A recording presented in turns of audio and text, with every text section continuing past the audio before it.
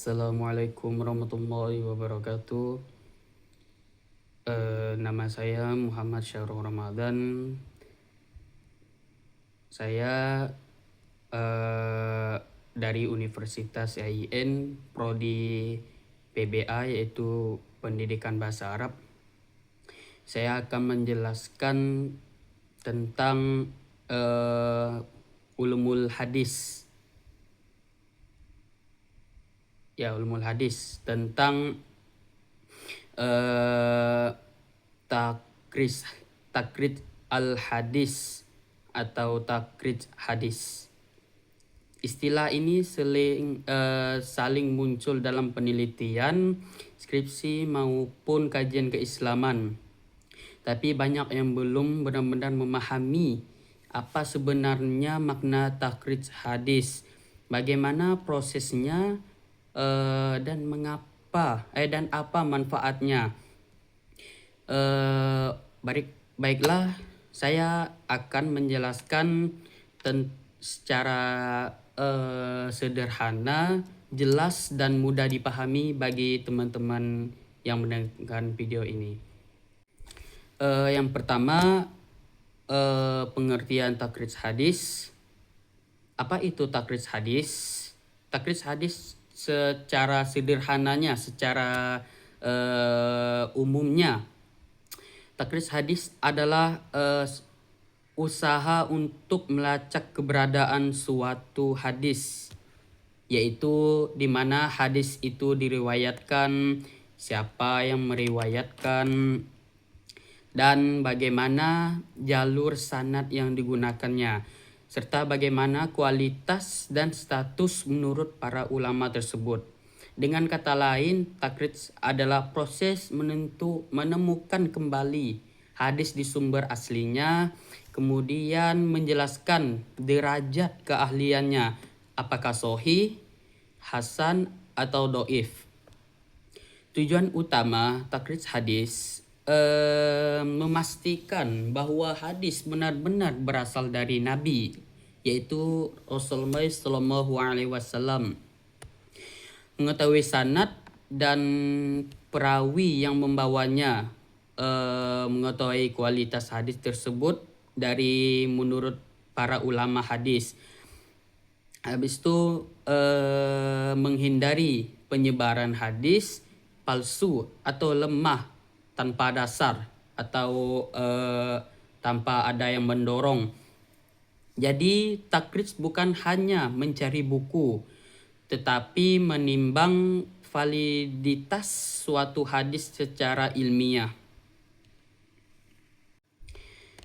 2. Mengapa takrij hadis penting?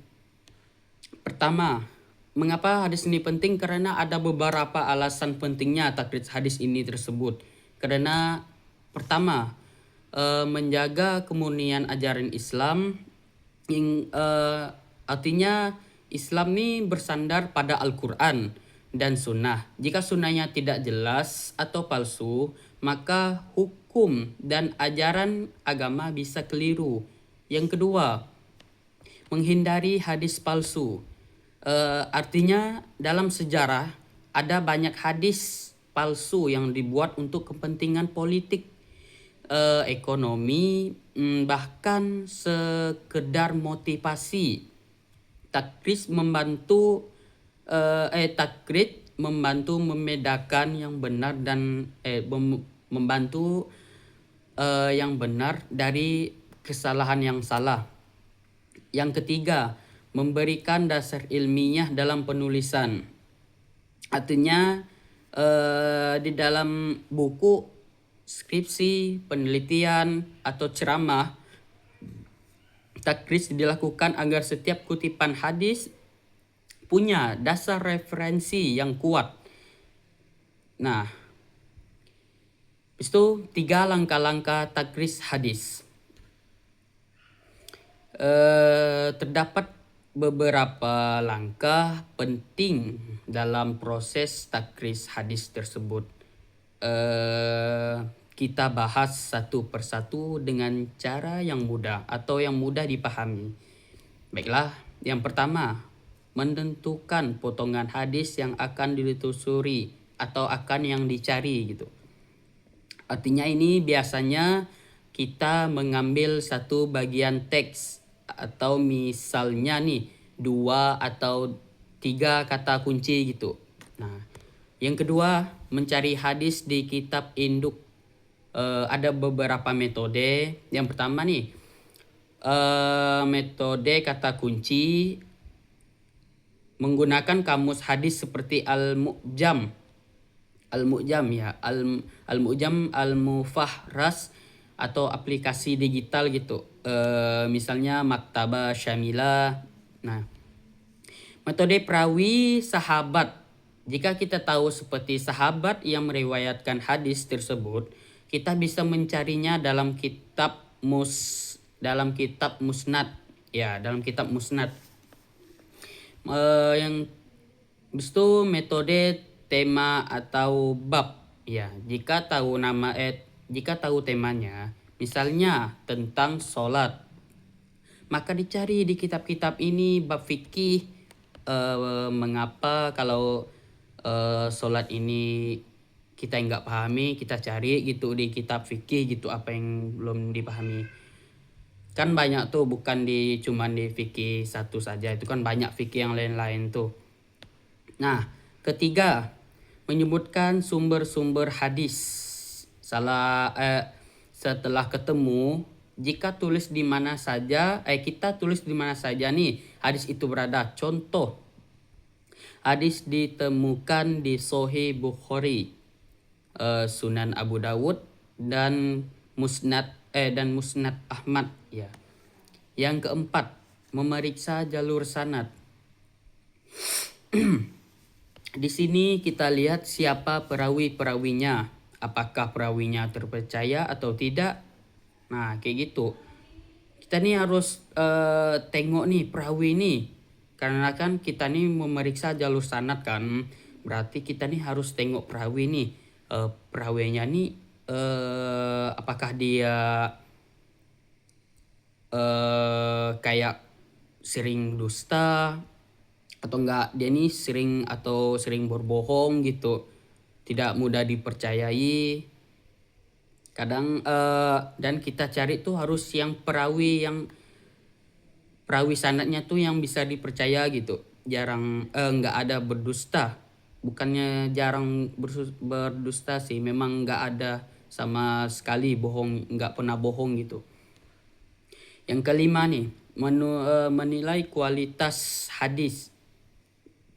Nah, biasanya menggunakan penilaian ulama sebelumnya.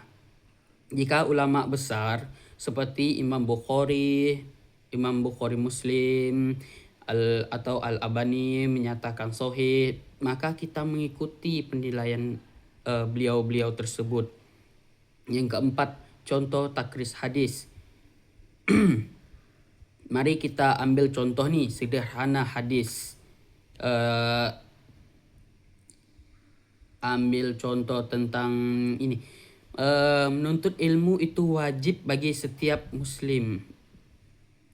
Pertama, langkah pertama nih, cari sumbernya. Setelah ditakhrij, ulama menemukan bahwa hadis ini diriwayatkan oleh Ibnu Majah, Al-Baihaqi, At-Tabani, kayak gitu. Itu langkah kedua, kualitas dari hadis tersebut.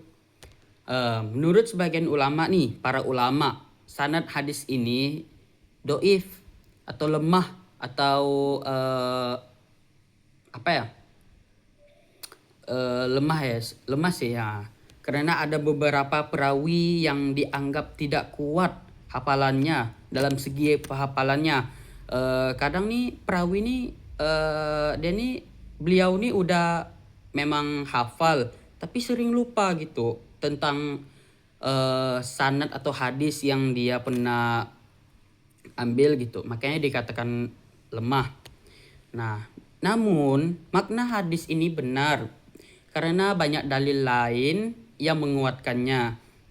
Ini contoh nyata bahwa takrij bukan hanya mencari sumber tetapi juga menilai kualitasnya. Nah, yang 5, manfaat praktis takrij hadis. Takrij bisa digunakan untuk pertama, meneliti keakrutan materi ceramah. Bisa kita nih dalam materi ceramah gitu. Yang kedua nih, menguji kebenaran hadis viral di media sosial. Nah, kadang tuh kan ada tuh hadis di media sosial gitu yang bisa dipakai gitu. Yang ketiga, menulis karya ilmiah seperti skripsi dan jurnal. Bisa di skripsi atau di jurnal gitu.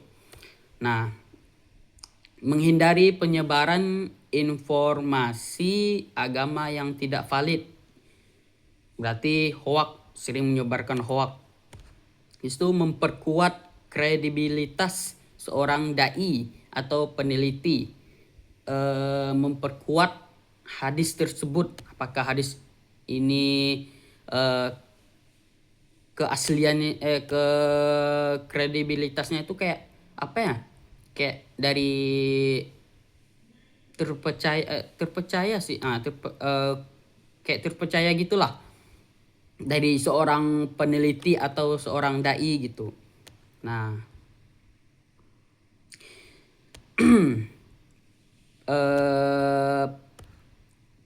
baiklah,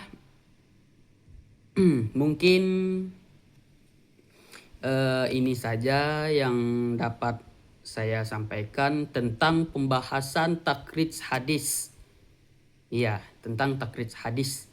Semoga penjelasan ini bisa membantu kita memahami pentingnya memastikan keaslian dan kualitas suatu hadis atau hadis. Ya, dengan takrij ini kita nih bisa menjaga kemurnian ajaran Islam dan memastikan bahwa ilmu ini yang kita sampaikan adalah benar dan dapat dipertanggungjawabkan. Nah, mungkin ini saja yang dapat saya sampaikan. Kurang lebihnya saya mohon maaf.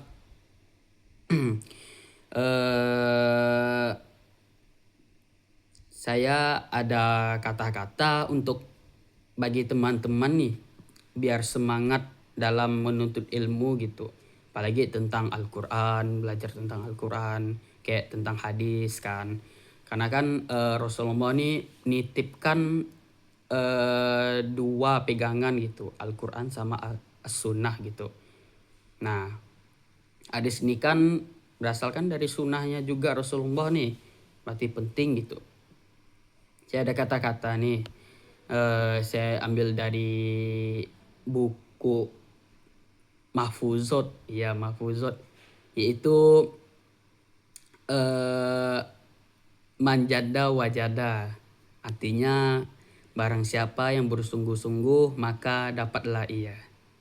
Akhiron, Assalamualaikum warahmatullahi wabarakatuh.